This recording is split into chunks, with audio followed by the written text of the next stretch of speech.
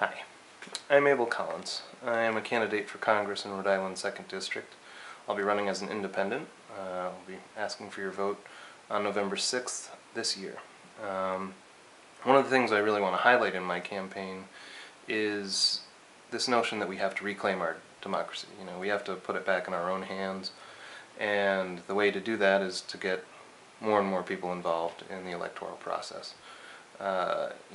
There's more independents than there are Democrats or Republicans in this country, and yet there's not nearly enough independent voices in the halls of government.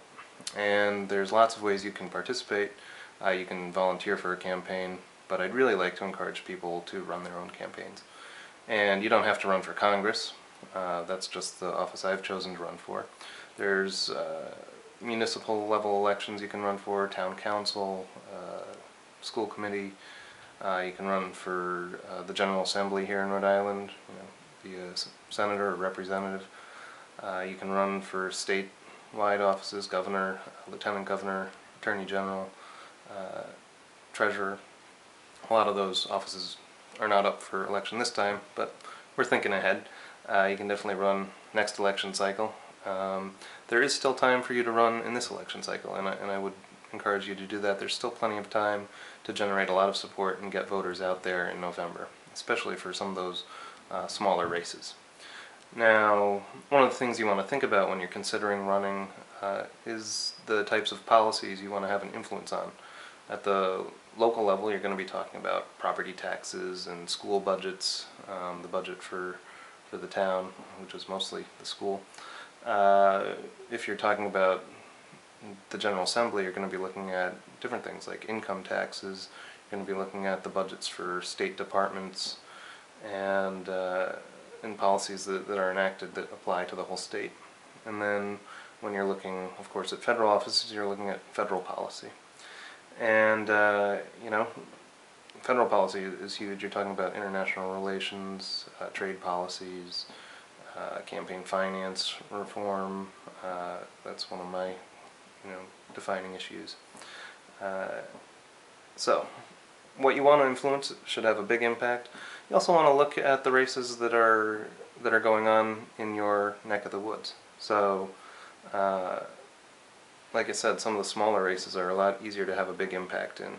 You only need a couple thousand votes in order to get elected, and you can still have a big impact on what's happening in your own community.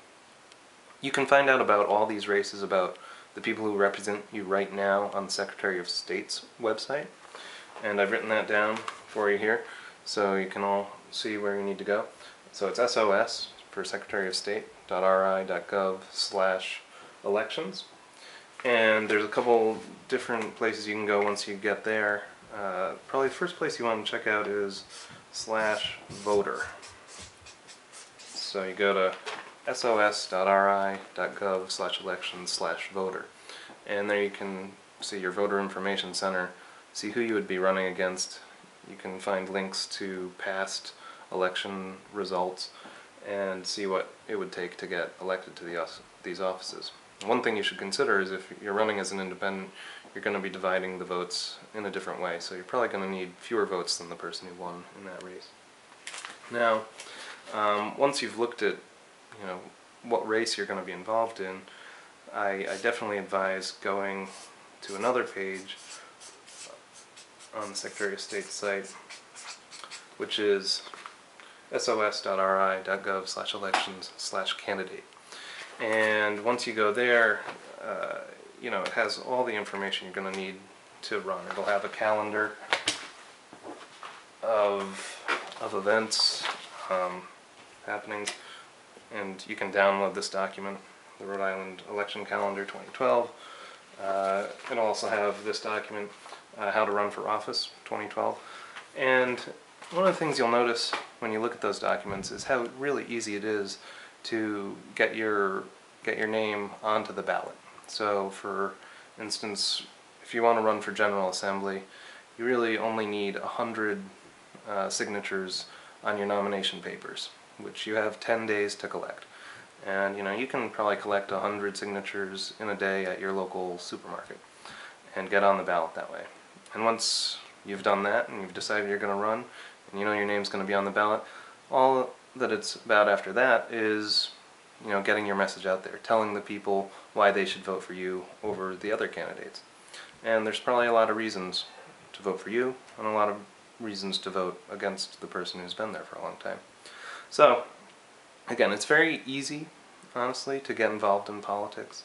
I want to lower that barrier, that threshold that a lot of people feel like stops them from getting involved, and that's a big part of this campaign. First thing you should do, go to the Secretary of State's website, figure out where you are, who you'd be running against, and what it's going to take to get you into office. And I look forward to seeing you all on the campaign trail. Thank you.